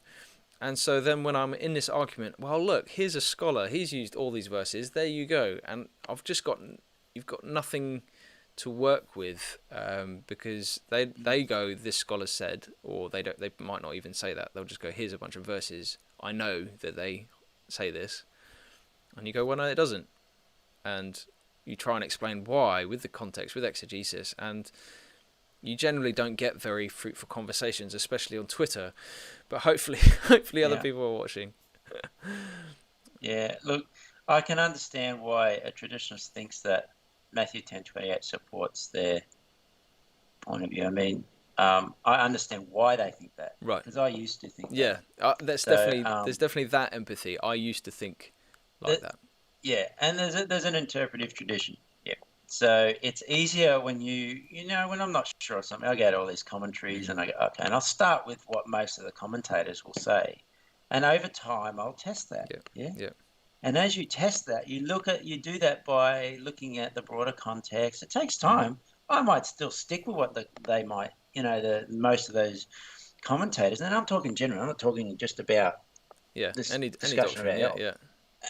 Or Yeah, and anything. I will test that and test it and test it. I don't mind going against all of them if in the end the evidence goes Yeah. against it. And one of the ways you can tell that, look at the context, look at how words are normally used in a corpus or in that, or in that book, and then look for any reason in that context why an exception it should be made. If there is any reason, evaluate it. If there isn't, well then don't just Mm-hmm. abandon it. Like, Yeah. if in this case, when when the synoptic gospels, when they always use apollumy in a context where one agent is actively apoluming, destroying another person, it means slay everywhere else, then that's what he meant here. Mm. If there's nothing in the, indicating, now what they'll say is, oh, look, it's body and soul in Gehenna, that's a different context. Not in and of itself. It's this cosmos. Gehenna was really just outside the walls there. It's a imagery that, or something that was tangible to Yeah. that first world. The soul, if you're dualist, is immaterial. Well, just because you're talking about slaying the immaterial part of man doesn't mean that it's suddenly transforming the Yeah. word. So no, there's nothing there. Yep. If you're a physicalist, you might see the word soul or psyche as more Mm-hmm. life than soul. But I think the point is the same. Yep. I'm undecided on anthropology Yep. anyway, so I can make the case as a Yep. dualist. And Yep. I do. I'm Now, probably fairly settled on dualism, though I can see where physicalists get their arguments. well, yeah, there's a whole lot of reasons. I mean, I want to adopt whatever I adopt Yep. based on really sound examination of the text, and I just haven't got there Yep. yet because I keep, really my main focus is defending conditionalism, and it doesn't require biblical anthropology to No. do that, so I'm not going No. there. That's very Not true. yet. I am slowly getting Yeah. there. Now, there's another bit of evidence that I can cite from Matthew 10:28, and it's the structure of the verse, Okay. which can help us deal with this idea that a traditionalist has in the back of the head that it's talking about the soul, and they feel like it's a different context. Mm. There's parallelism. So when Jesus first says, do not fear those that can kill your body, but they can kill your body, but they can't kill your soul, kill the soul. That is that's phrased in a certain way that when you see the second bit, but fear the one who can destroy both the body and soul in Gehenna, it looks like it's said in some kind of Hebraic parallelism, Yeah. right? Now, Hebraic parallelism does not work like A equals B. There's always it's always well, not always, but it's usually the case that you get a similarity. So there's something with kill and kill is the same, but there's an escalation in the thinking. There's a development of Right. thought. So in the case of Matthew 10:21, it's what I would call an a fortiori flow of thought. So it's there's something being escalated in that second line. Mm-hmm. So it's do not kill. They cannot kill your body. They can kill your body, but they can't touch your soul. They can't kill the soul. But in that second bit, that whole part of the person is completely killed, Yeah. slain in Gehenna. It's the strengthening bit of the phrase is taken right through there. So it's in Gehenna. It's not just an earthly death. Earthly death. It's not just one done by men. There is one who can do this in Gehenna, and that alludes to the final punishment. Mm-hmm. But the parallelism is such that it hangs off this idea of slaying Yeah. in both instances. If it was just that without noting how Matthew normally uses language, the language of Yeah. Apolluni, to mean to slay, we might actually include destruction or destroy as being part of the escalation. But no, I don't see how you can get that. I think what he's trying to say is just as people can only really kill you in the material sense of your body or, in the body, there is one who can really kill your whole person. Yeah. I take body and soul as a merism. So that means like you go back to Genesis 1:1 where it says God created heavens and earth. That heavens and earth is just meant to say everything. And so I think when Jesus is saying body and soul here, he's just saying it's your whole person. He's emphasizing your whole person is slain. Yeah. Everything that makes you And you. then you can, So I was just saying, yeah, everything that makes you you yeah, and is you can be emphasize. yeah. Yeah, Yeah. Totally agree. yeah, Um, yeah. And I think you can be a physicalist and still emphasize that. Yeah. yeah. Um, Have you lost yeah. me? No, the quality just went a bit funny. So yeah, I'm just resetting one of the screens. We're having some trouble with your Skype at the moment, but Sure. it's all good. You're still coming through loud and clear, even if your video is a little bit Yeah. off. But that's all good. All right. So shall we? That's okay. So I think that parallelism is really interesting, Yeah. and yes, it does. I think there's a natural, even in the English, you can hear that escalation of thought from kill the body but not the soul to kill the body and the soul, and to go, well, no, that doesn't mean Yep. that doesn't actually mean a death of, but more existence. Just doesn't make Yeah. sense of that. Well, there's a couple of reasons why you might think that uh, this is worse, or there's the a fortiori flow of Mm, thought is here. I mean, think about for a believer, what he'd already said earlier. that's We right. already Yeah. discussed that death is really, when you believe in Christ, is like sleeping. So don't fear that kind of death that those humans can inflict on you. Mhm. Like, that's just like sleeping anyway. The kind of death that you get in Gehenna is permanent. Yep. Yep. Yeah. Yep. It's total. It's of the total the total person. But because there's that parallelism, I'm taking to kill and to destroy roughly as synonyms there. But destroy is used because it has that more emphasis on slaying. See? It's not a different kind of death. It's just a more profound way of saying kill, Mm. slaying. Yeah. Yeah. Definitely. So it fits really well, and it's just using the language he normally uses. So, and Gehenna itself isn't some other cosmos. it's a place outside of Jerusalem that had theologically become associated with, the death of God's enemies in Jeremiah, etc. And Jesus relates Gehenna to Isaiah 66:24, where you've got these corpses being viewed by the living. All right, he specifically linked that idea of a shameful death and being viewed as such, being abhorred as such with Gehenna. So this is not another cosmos thing. This Gehenna has to do with death, the very real death of people. And So death. I don't see any evidence for the traditionalists, any evidence in the context for the traditionalist reading.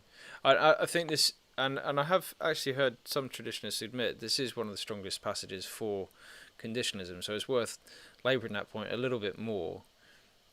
Just like Revelation 20:10 gives us sometimes a bit of a headache, I think it can be dealt with quite well.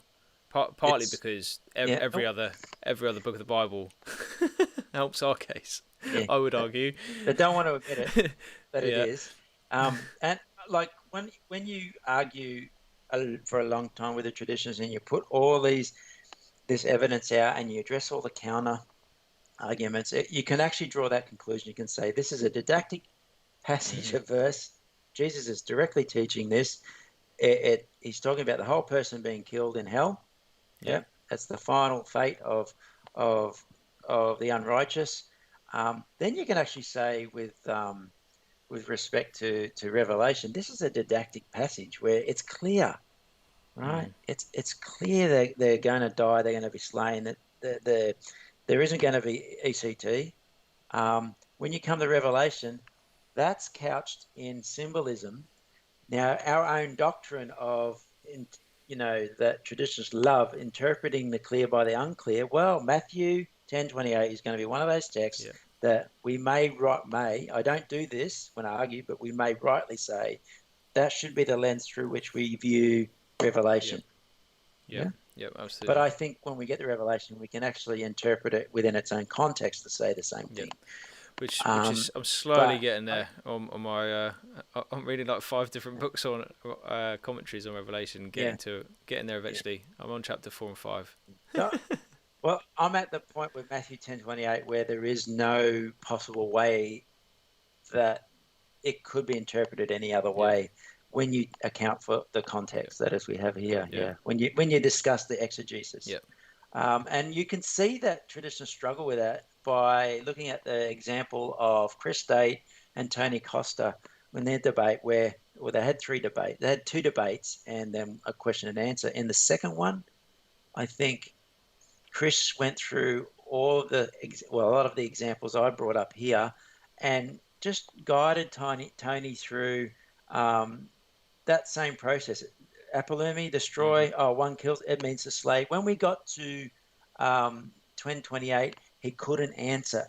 All Chris wanted to say, would get him to say is just, what would it mean if the body and soul were to die? What would that mean in this context? He couldn't even bring himself to answer that question. He just kept saying, but I'm a dualist, but I see this differently. This is the one exception. Yeah, he just couldn't. But he had no reason to say. He could only cite other reasons, but he couldn't get, point to any exegetical reason. He even said, but look, Tony said, look, it's translated as destroy. And Chris could say, but it is in those other texts too. Yeah.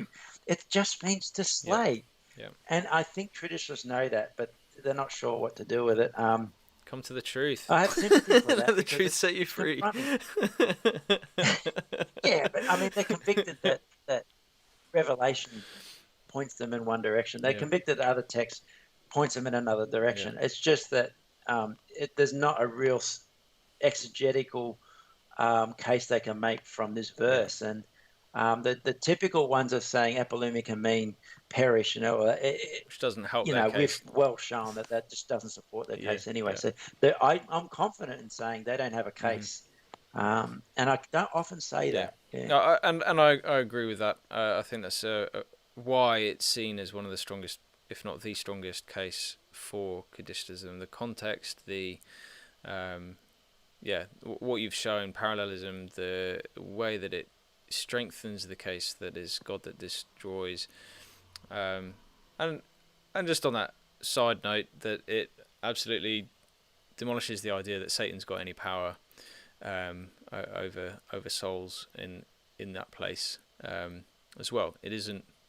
Oh, Yeah, there's another yeah, discussion on whether the one who can meet is yeah. Satan, but I there's think it's a minor like NT discussion. right We can pushes it. brush over that. But I no, most traditional scholars actually think it's Yeah. God, so I think this isn't worth No, getting I into. totally agree. But I Um, thought I'll press that button slightly just because people do find these these videos online. oh, yeah, look, you get other responses like, oh, you're just reading into the verse. Hmm. Yeah, so your question being, oh, come and yeah, that's when I'll spend hours Hmm. and hours on it explaining exegesis. So that we deal with that. Well, The other one now you is can point them to six it only hours of says they video.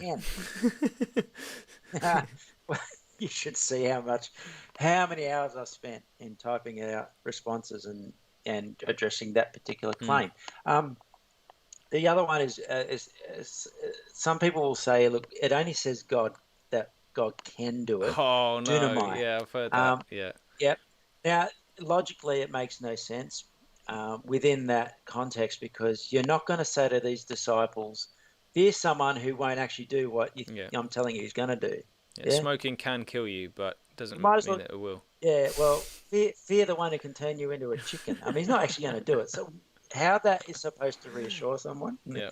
Um, yeah, it's really setting up a real fear, and most traditionalists also go that they don't look at that point anyway. Mm. So it's only a case of I think drawing a long bow, and I have looked up dunamai, which is the word behind can. No, dunamai, yeah. So it's the active verb. I've looked it up. Many examples in the New Testament where we say someone can, and it implies that they're going to do Mm. it. It's not ever implying an action that could be done but will never be done. Yeah. That's again looking at how the language is normally being used. And I put that to the traditionalists, and they never have an answer. So if you ever have that kind of claim, the idea is to go and look at how the language is normally used in the Bible and then bring that back to the discussion. So I didn't want to really spend a lot of time Yeah. with that because A, I know I talk a lot, I'm and enjoying it B, though. we've got Yeah. 39, We still got 39, 39. which is some. I'm not that. Yeah, so Matthew 10:39 is not a verse that I've really been firmed up on, but So, therefore I have a lot of discussion on it. right. So I was hoping if you would read from 29 to 42, and then we'll focus on 39. Matthew Cool. 10:39. All right. So aren't two sparrows sold for a penny? Yet not one of them falls to the ground apart from your Father's will. Even all the hairs on your head are numbered. So do not be afraid. You are more valuable than many sparrows. Whoever then acknowledges me before people, I will acknowledge before my Father in heaven. But whoever denies me before people, I will deny him also before my Father in heaven. Do you not think that I have come to bring peace to the earth? I have not come to bring peace but a sword. For I have come to set a man against his father, a daughter against her mother, and a daughter-in-law against her mother-in-law. And a man's enemies will be the members of his household. Whoever loves father or mother more than me is not worthy of me, and whoever loves son or daughter more than me is not worthy of me. And whoever does not take up his cross and follow me is not worthy of me. Whoever finds his life will lose it, and whoever loses his life because of me will find it. Whoever receives you receives me, and whoever receives me receives the one who sent me. Whoever receives a prophet in the name of a prophet will receive a prophet's reward. Whoever receives a righteous person in the name of a righteous person will receive a righteous person's reward. And whoever gives only a cup of cold water to one of these little ones in the name of a disciple, I tell you the truth, he will never lose his reward. Okay, so Matthew 10:39, whoever finds his life will lose it, and whoever loses his life We'll find it. for my sake will find it. Have you encountered a traditionalist interpretation of that phrase, whoever finds his life will lose it? No, I What would have. they say? I have come across, but not for a while.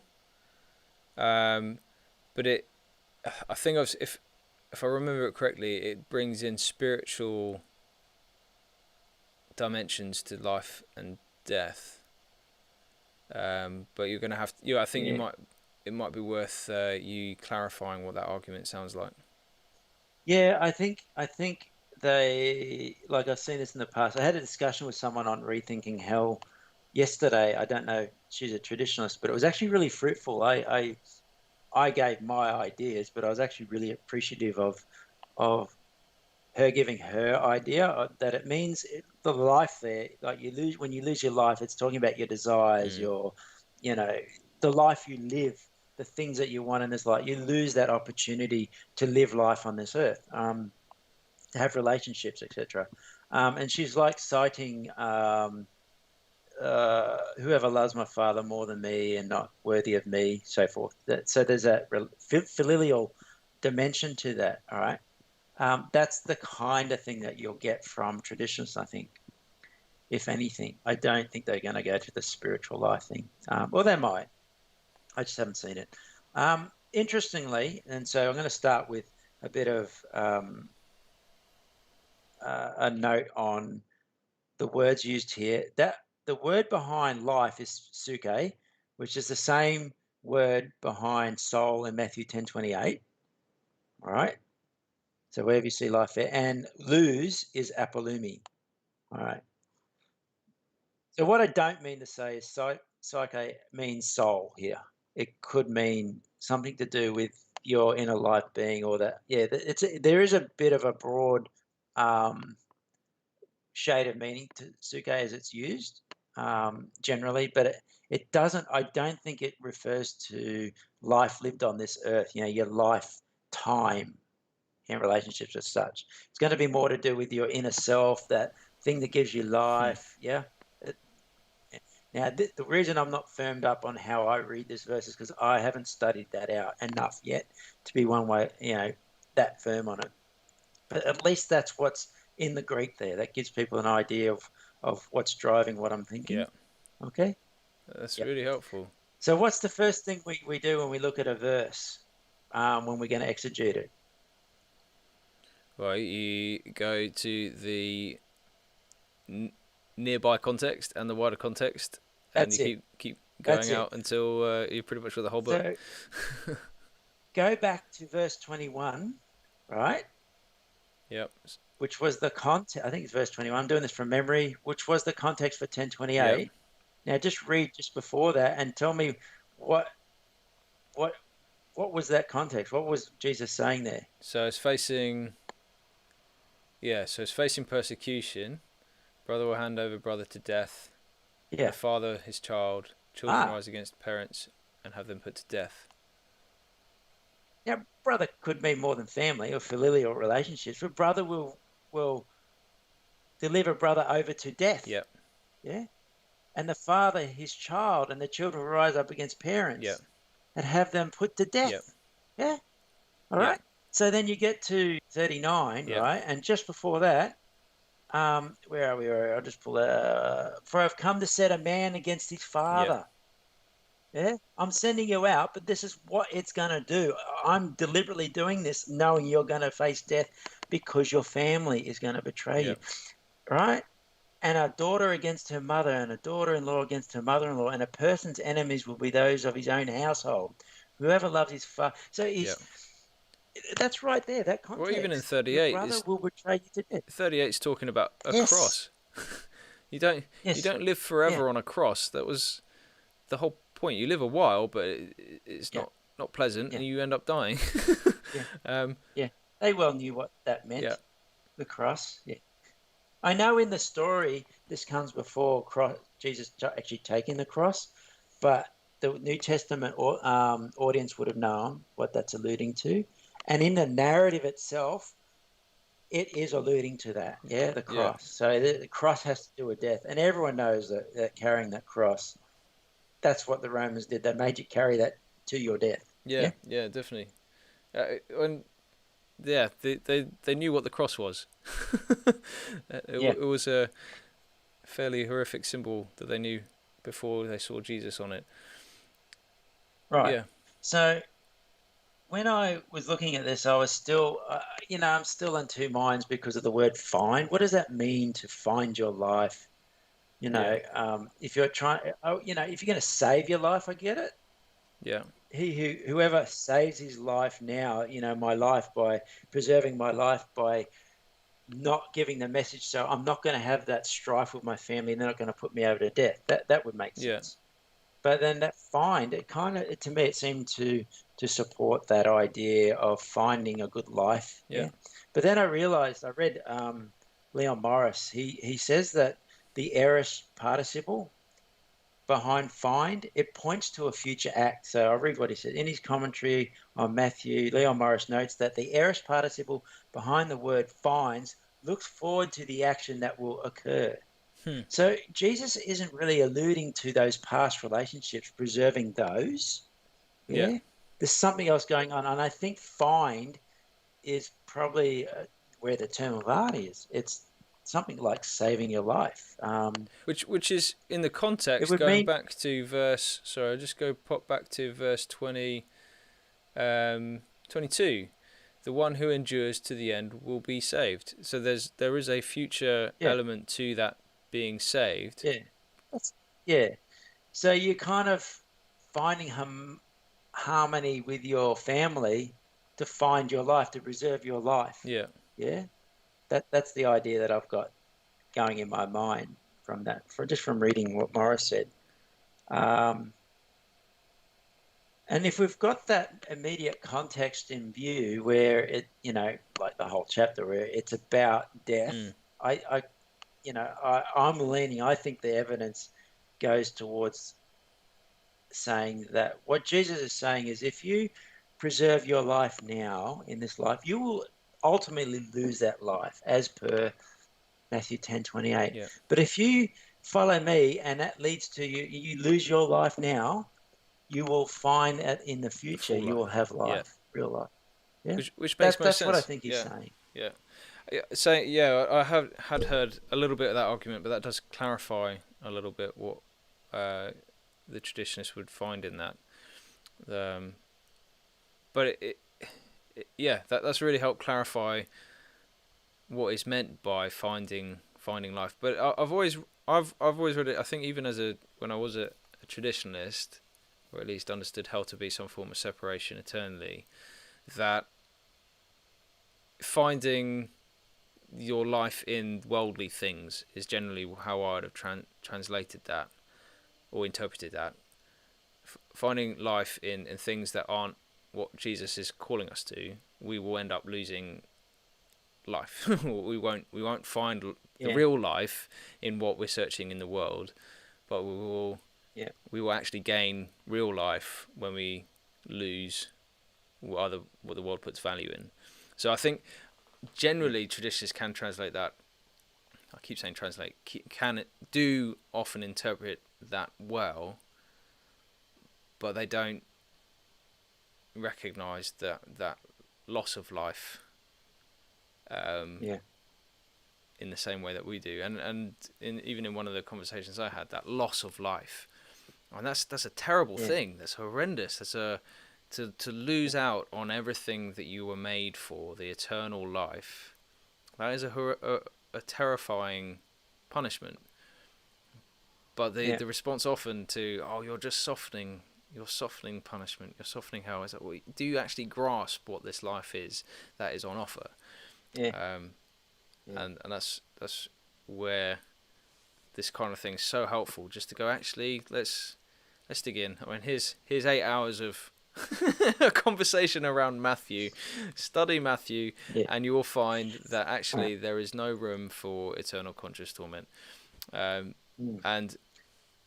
yeah, I hope that as I go through Matthew, that if we get to Matthew 25 and it does say eternal torment and the context supports it, I hope that I'm open-minded enough to go and let the scripture speak for itself. But looking at the language and what we've discussed here, I just find it so conclusive that there's no space for it. Because you're looking at Matthew as a whole, and I think I know you're winding up here, so I'm going to close with with a little bit of I want to set it back in the context of the whole of the narrative in Matthew, and then let you finally close. So what a traditionalist is going to do with 1039 is try and say it's a qualitative kind of life, because that's what they want to argue in 25:45